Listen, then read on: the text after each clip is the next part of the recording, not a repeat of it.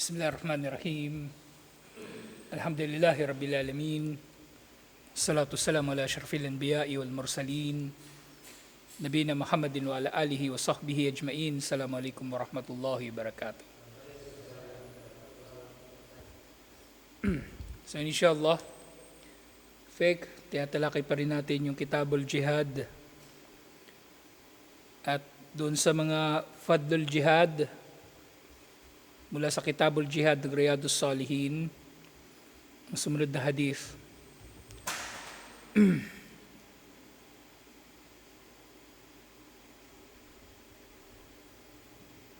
Ano yan? Papakulo kayo tubig?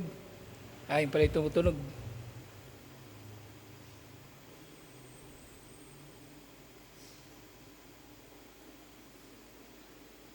Okay. Sumunod na hadith. Iniulat ito ni Imam Muslim mula kay Abu Sa'id al-Khudri radhiyallahu anhu anna Rasulullah sallallahu alaihi wasallam ba'atha ila Bani Lahyan faqala la yanba'ith min kulli rajulaini ahaduhuma wal ajru bainahuma. Sinabi ni Propeta Muhammad sallallahu alaihi wasallam, walang sino mang dalawang tao o dalawang lalaki na ang isa sa kanila ay tutungo sa jihad at ang isa ay may iwan, kumbaga para mangalaga sa mga pamilya na may iwan ng mujahid, liban na lamang na pareho sila ng gantimpala. Na pareho sila ng gantimpala, insyaallah, sa bagay na ito. Na ang tinukoy nga dito na dalawang tao, kumbaga, walang dalawang tao nang isa sa kanila ay hahayo sa jihad, liban na lamang na pareho sila ng gantimpala o may bahagi silang pareho ng gantimpala. Ang isa na may iwan dito, ang tinutukoy dito ay may iwan sa mga pamilya at iba pang hindi sumama sa jihad para pangalagaan sila, insyaallah. So meron ding gantimpala, insyaallah, para sa hindi makakatungo sa jihad, para sa iba't ibang mga kadahilanan na katanggap-tanggap. Inshallah. Sumunod na hadith, iniulat ito ni Imam al-Bukhari at Imam Muslim mula kay Al-Bara bin Malik radhiyallahu anhu, qal, atan Nabiy sallallahu alaihi wasallam rajulun muqni'un bil hadidi. So meron daw pumunta kay Propeta Muhammad sallallahu alaihi wasallam na isang lalaki na dala-dala nito ang kanyang sandata. Dala-dala nito yung kanyang sandata. Armas, espada, ganun, sibat, o maaaring may dala pa siyang armor at iba pa. Faqala ya Rasulullah, so sabi ng lalaki na ito, usugo ni Allah, uqatilu aw aslam. Magjijihad ba ako o magmumuslim muna? Magjijihad ba ako o magmumuslim muna? So dito sa hadith na ito, yung lalaki, tinawag niya si Propeta Muhammad sallallahu alaihi wasallam bilang Rasulullah. Ibig sabihin, naniniwala na siya na si Propeta Muhammad sallallahu alaihi wasallam ay sugo ni Allah. Pero tinatanong pa rin niya kung siya ba ay magjijihad muna o magmumuslim. Kasi dito nauunawaan ng mga sahaba ng pagiging Muslim ay ihinahayag. Ihinahayag ang pagiging Muslim. Dapat alam ng mga tao na Muslim ka. At syempre, maaari rin tinutukoy dito na yaman din lamang na naniniwala siya na si Propeta Muhammad sallallahu alaihi wasallam ay sugo ni Allah, di maniwala na rin siya na si Allah ay nag-iisa na marapat na sambahin. Kasi merong mga tao na naniniwala na si Propeta Muhammad sallallahu alaihi wasallam pero hindi naniniwala sa kaisahan ni Allah. Halimbawa si Abu Talib, na hindi naniniwala sa kaisahan ni Allah pero naniniwala siya na si Propeta Muhammad sallallahu alaihi wasallam ay sugo ni Allah. So itanong ng lalaki, magsasyahada ba muna siya o magjijihad? Qala aslim. Sabi ni Propeta Muhammad sallallahu alaihi wasallam, magmuslim ka muna. Magmuslim ka muna. At siya nga ay nagsyahada yung araw na yun. Thumma qatala fa aslam. At siya nga ay nagsyahada, nag-Muslim, pagkatapos ito ay siya ay nakibaka. Aslim thumma qatal. Mali pala itong dito, yung pagkakalagay ng apostrophe, ng kama. Dapat aslim thumma qatil. Magmuslim ka muna bago ka lumaban.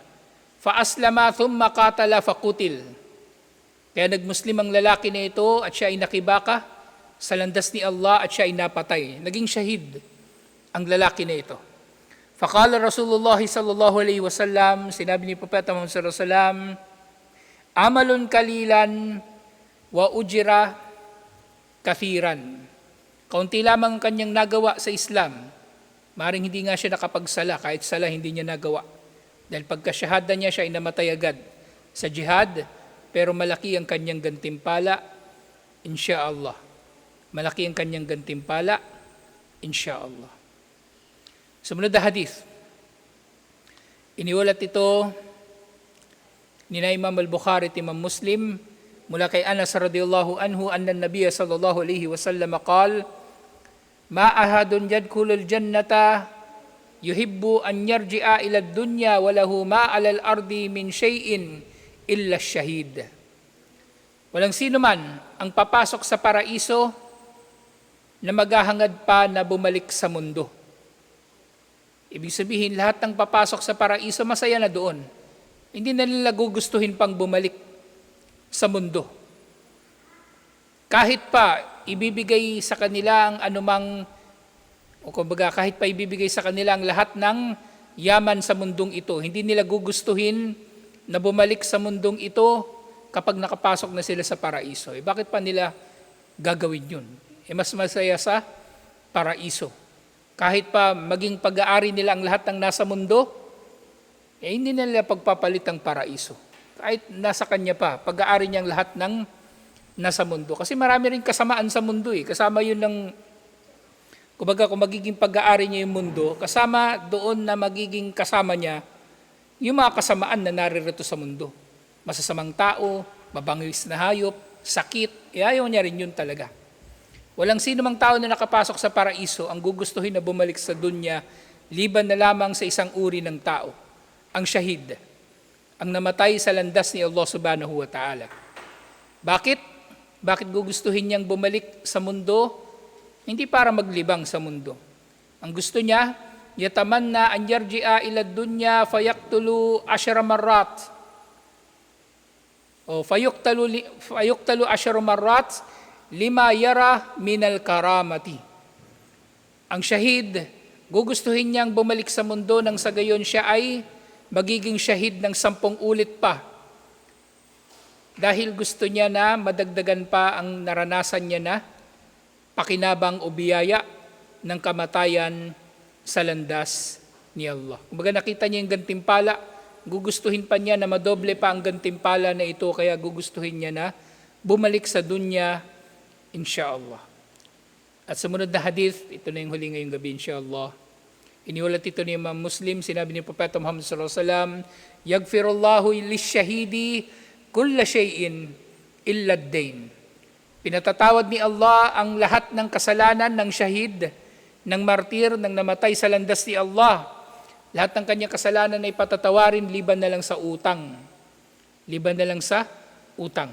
Ibig sabihin, kailangan niyang bayaran ng kanyang utang. Kaya nga yung shahid, bago pa siya pagsalahan ng janasa, ay pagtatanong kung meron bang nagkakautang.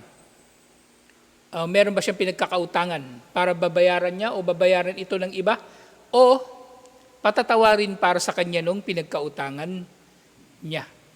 So kung makikita natin, kahit ang utang ay sisingilin. Kung para sa shahid dito ay sinisingil, so paano pa kaya sa pangkaraniwang Muslim? So sisingilin ang lahat ng utang, sisingilin lahat ng pananagutan, inshallah. At syempre kung sinisingil ang pananagutan natin sa kapwa natin tao na utang, mas sisingilin ng karapatan ni Allah sa atin, inshallah, na walang marapat sambahin liban sa Kanya. Ganun din lahat ng mga pagsunod na dapat natin ginagawa para kay Allah subhanahu wa ta'ala, at lahat ng pagsuway na ginawa natin, lahat yun ay tutuusin ni Allah subhanahu wa ta'ala. So ngayon inshallah, sa pagpapatuloy dito sa Fiqhul Muyassar, Yung huling natalakay natin yung dalil na maaring patawan ng parusang kamatayan yung mga mahuhuli o mabibihag na mga kuffar. So dito nga sa sinabi dito, yung hadith, wali hadith Anas bin Malik radiyallahu anhu anna Rasulullah sallallahu alaihi wasallam dakhala amal fath wa ala ra'sihi al-maghfar. So nangyari daw nung panahon ni Propeta Muhammad sallallahu alaihi wasallam, yung nung nasakop na nila ang Makkah, at pumasok siya ng Makkah, nasuot-suot pa niya ang kanyang maghfar, yung kanyang helmet. Falamma naza'ahu ja'a rajulun.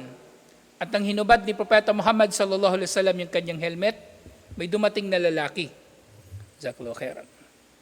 May dumating na lalaki kay Propeta Muhammad sallallahu alaihi wasallam. Faqala, at sinabi nito, inna ibnu Khatal muta'allikun bi astaril Ka'bah. Faqala uqtuluhu. So meron isang lalaki na nagsumbong kay Propeta Muhammad sallallahu alaihi wasallam na si Ibnu Khatal daw, na isa sa mga wanted sa pamahalaan ng Muslim, ay naroon daw sa Kaaba at siya ay nakakapit sa kortina sa tela na nakabalot sa Kaaba sa pag-aakala na may ililigtas siya nito. Ibig sabihin, hindi siya papatawan ng parusang kamatayan hanggat nandoon siya sa Kaaba. Pero hindi. Ipinag-utos si Propeta Muhammad sallallahu alaihi wasallam na patawan pa rin siya ng parusang kamatayan. Kasi, kumbaga sentensyado na itong si Ibnu Khatal sa kanyang mga war crimes, kumbaga, at hindi siya kasama doon sa mga binigyan ng amnesty na Quraysh. Actually, kasama doon sa mga mapapatawan sana ng parusang kamatayan, si Ikrimah, pero nakatakas siya. At bandang huli, nag-Muslim siya at pinatawad nga siya ni Propeta Muhammad sallallahu alaihi wasallam, binigyan siya ng amnesty. So nga, waqutila sallallahu alaihi wasallam, qatala sallallahu alaihi wasallam, rijalun Bani Qurayza. At hindi si Propeta Muhammad sallallahu alaihi wasallam, nagpataw siya ng parusang kamatayan sa kalalakihan ng Banu Qurayza. So ito ay karagdagan pang mga dalil na maaari na magpataw ng parusang kamatayan ang pinuno ng mga Muslim sa sino mang nais niya na patawan ng parusang kamatayan. Siyempre, ang parusang kamatayan na ito ay magkakaroon pa rin ng paglilitis. Hindi ito basta-basta. Katulad ng halimbawa ay nangyari sa Banu Qurayza, ang naghatol sa kanila ng parusang kamatayan si Sa'ad bin Mu'ad. Si Sa'ad bin Mu'ad na isa sa mga pinuno ng Ansar at pinakamalapit sa Banu Qurayza, siya ang naghatol sa kanila na patawan sila ng parusang kamatayan dahil sa kanilang pagtatraidor sa mga Muslim. Na sila ay pinatawan ng parusang kamatayan, hindi katulad ng iniulat ng mga Orientalist. Sinasabi nila, pinatawan daw ng parusang kamatayan yung Qurayza dahil pinilit daw sila na mag-Muslim. At tanging yung mga nagsyahada ang hindi pinugutan ng ulo. Pero hindi totoo yun. Silang lahat ay pinatawan ng parusang kamatayan. Kung meron mang nag-Muslim, maaring maliligtas nga siya. Hindi siya pupugutan ng ulo o papatawan ng parusang kamatayan.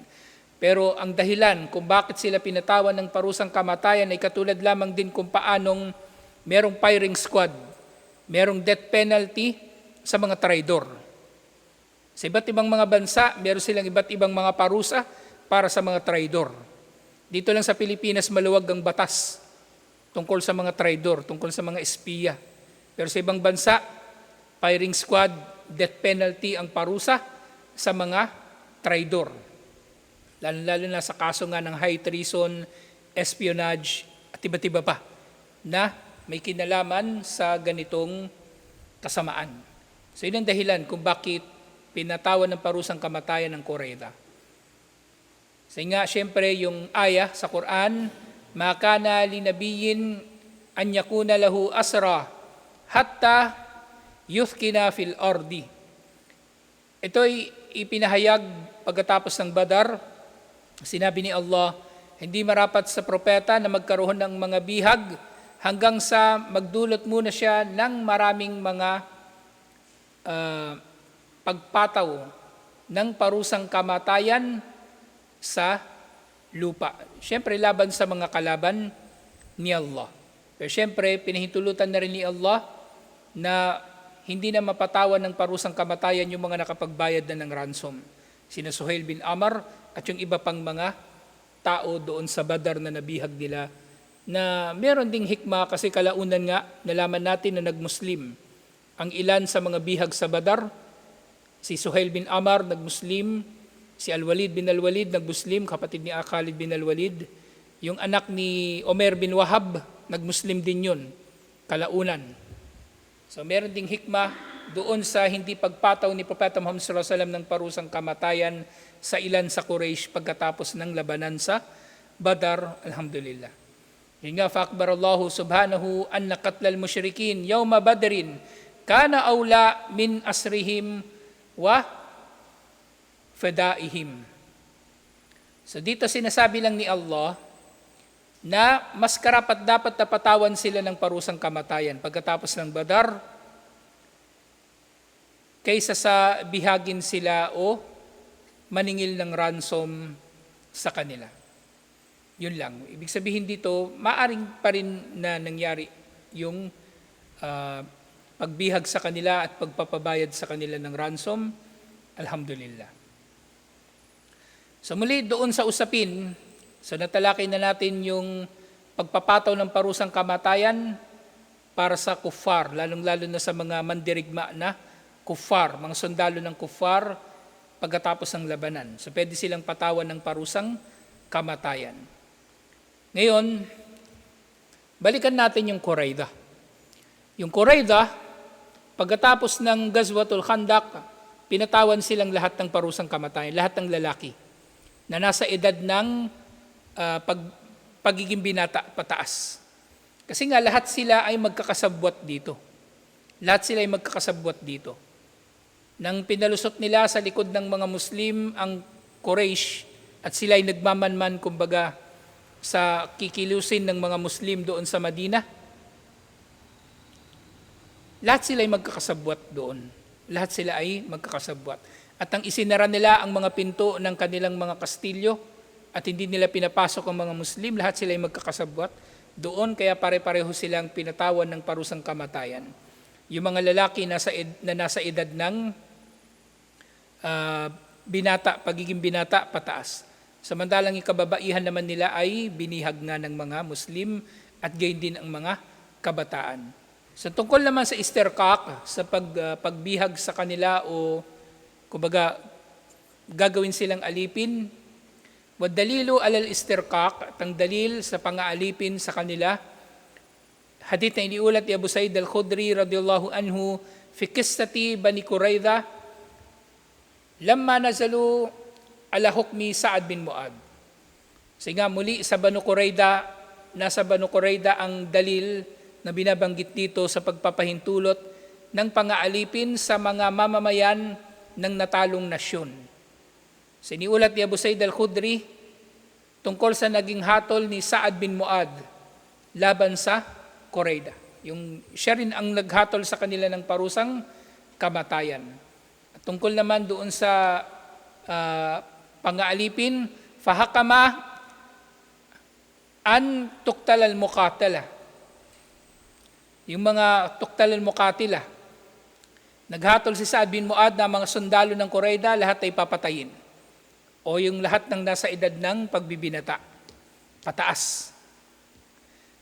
Watusba ad-durriya. Papatawan ng parusang kamatayan yung mga kalalakihan at ang mga kabataan naman ay aalipinin kasama ng mga kababaihan. Wadalilu alal manni wal fada'i, at ang dalil naman tungkol sa kumbaga yung pagpapalaya ng walang ransom at ganun din yung fada naman yung merong ransom. Yung sinabi ni Allah subhanahu wa ta'ala, فَإِذَا لَقِيتُمُ الَّذِينَ كَفَرُوا فَضْرِبُوا الرِّقَابَ o فَضَرْبَ الرِّقَابَ. Kapag nakasagupan ninyo ang mga hindi mananampalataya, ang mga sundalo ng mga hindi mananampalataya sa labanan, ay tagain ninyo sila sa kanilang mga leeg. Hatta ida athkantumuhum, hanggang sa malipol ninyo sila, hanggang sa mapatay ninyo silang lahat. Fashuddul withaq, at higpitan ninyo ang pagkakagapos sa sino mang susuko sa kanila o maaaresto ninyo o mahuhuli ninyo. Fa imma mannam baad, na pagkatapos ninyo silang maaresto ay maaari ninyo silang pakitaan ng magandang loob. Pwede niyo silang bigyan ng amnesty, palalayain sila, o bibigyan sila ng pardon, patatawarin sila. Ito yung tinutukoy dito na man. Wa imma fidaan, o sila ay pahihintulutan ninyo na magbayad ng ransom. Hatta tada'al harbu auzaraha, hanggang sa matapos ang digmaan. Kumbaga, pagkatapos ng digmaan kasi, so maari nang maghahatol muli yung, kumbaga, huhulihin muna sila, ikukulong, maaring agad-agad, palalayain na sila, patatawarin, o sila ay pahintulutan ng magbayad ng ransom. At kapag natapos na nga ang digmaan, ibig sabihin, nakapaghatol na ang imam sa kanila, inshallah. Kasi hanggang doon sa pagtatapos ng digmaan, maaari rin namang ipagpaliban ng imam. Yun ang ibig sabihin dito. Maaari ipagpaliban ng pinuno ng mga Muslim ang kanyang paghatol sa kanila. Patatawarin ba sila o parurusahan ng parusang kamatayan, o mananatili silang bihag at magbabayad sila ng ransom o danyos at iba pang gusto ng pinuno ng mga Muslim sa kanila. Wayan bagilil imami an yaf'al al aslah lil muslimin. Marapat sa pinuno ng mga Muslim na piliin ang pinakakapakipakinabang sa mga Muslim. Ang palayain ng mga bihag, alipinin sila, o kumbaga singilin sila ng ransom, o kaya yung gamitin sila para sa prisoner exchange, para palalayain yung mga bihag na Muslim at ang kapalit yung bihag ng mga Muslim na kuffar. So alin man dito yung pinaka-kapakipakinabang, insyaallah. Yung nga, yan bagi lil imami an yaf'al al aslah lil muslimina min hadihil khasal. Lian tusrifuhu li gayrihi, falazima an yakuna yukhayyiruhu lil maslaha.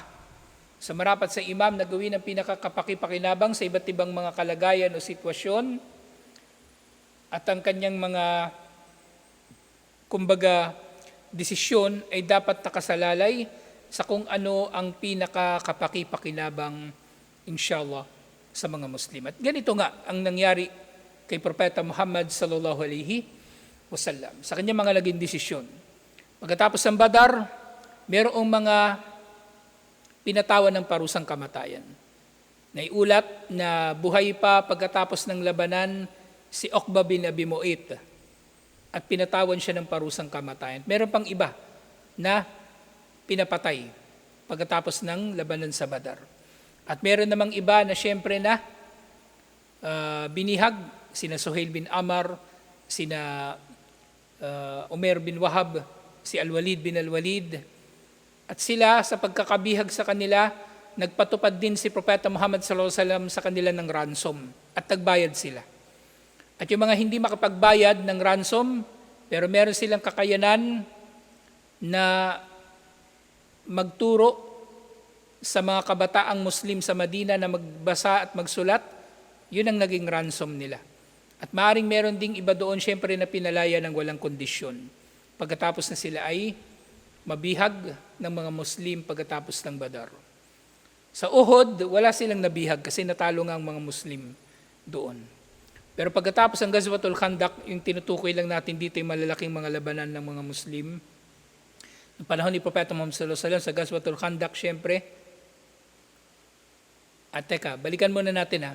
Doon sa Badar, nangyari din pagkatapos ng Badar, although hindi naman direktang may kinalaman, yung pagpapalayas sa Banu Qaynuqa. Hindi siya direktang may kinalaman doon.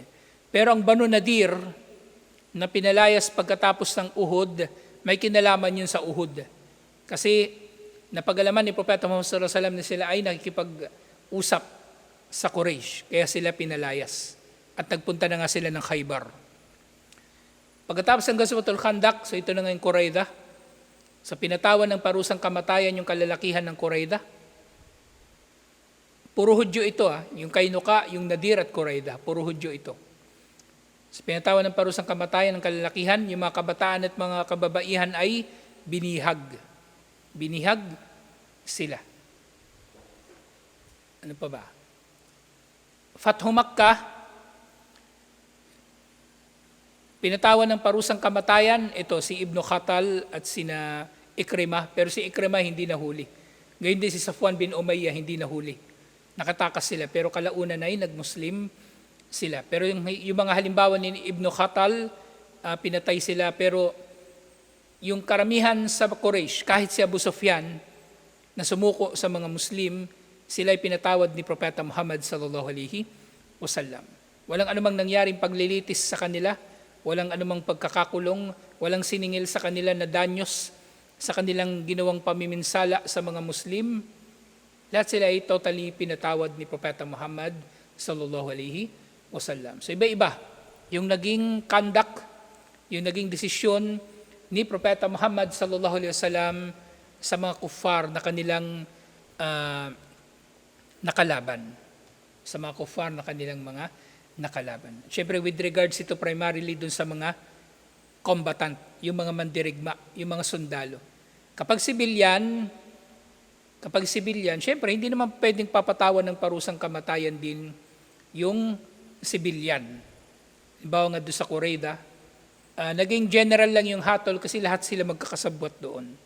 Pero yung kababaihan at yung mga batang lalaki, siyempre hindi rin sila pinatawan ng parusang kamatayan. Although, binihag sila.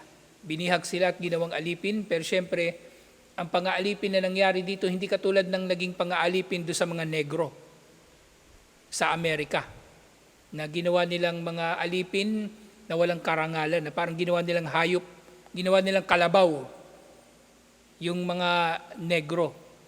Ginawa nilang hayop ang kanilang kapwa-tao sa paniniwala na ang mga puti ay superior sa may itim. Yan ang paniniwala ng mga Amerikano noong unang panahon. Actually hanggang ngayon may bakas ng ganyang paniniwala yung ilan sa mga Amerikano na superior ang kanilang lahi sa iba pang mga lahi. So dito, kapag nababanggit natin pang-aalipin, huwag natin itong iahambing sa pang-aalipin ng mga Amerikano.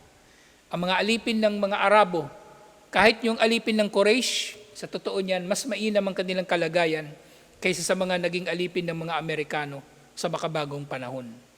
Mainam ang kanilang kalagayan. Sila itinuturing, itinatrato na katulad ng mga kamag-anak. Wala silang property, pero sila ay malulusog, maayos ang kanilang tahanan, maayos ang kanilang pananamit, at hindi sila tinatrato na parang hayop.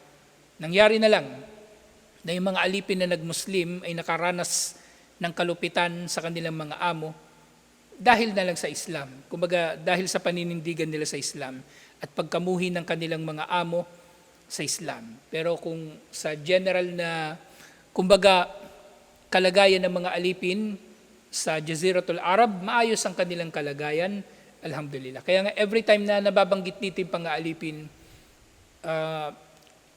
isipin natin ito sa konteksto ng kung paano bang namumuhay ang mga alipin ng panahon ni Propeta Muhammad sallallahu alaihi wasallam. Maayos-ayos ang kanilang kalagayan.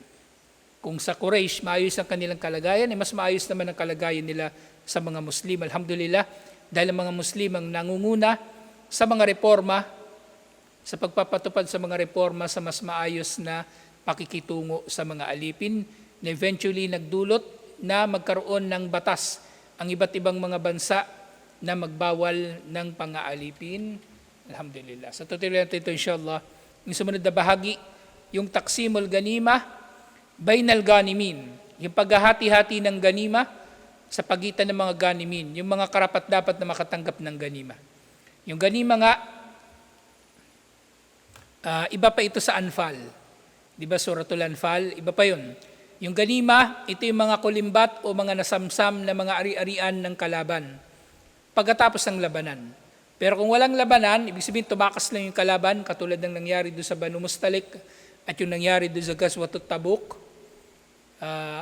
Anfal o fate ang tawag doon at mayroon pang ibang hukom doon. So muna nating tatalakayin yung ganima kasi mas general ito, inshallah. Tutuloy natin ito, inshallah. Assalamualaikum warahmatullahi wabarakatuh.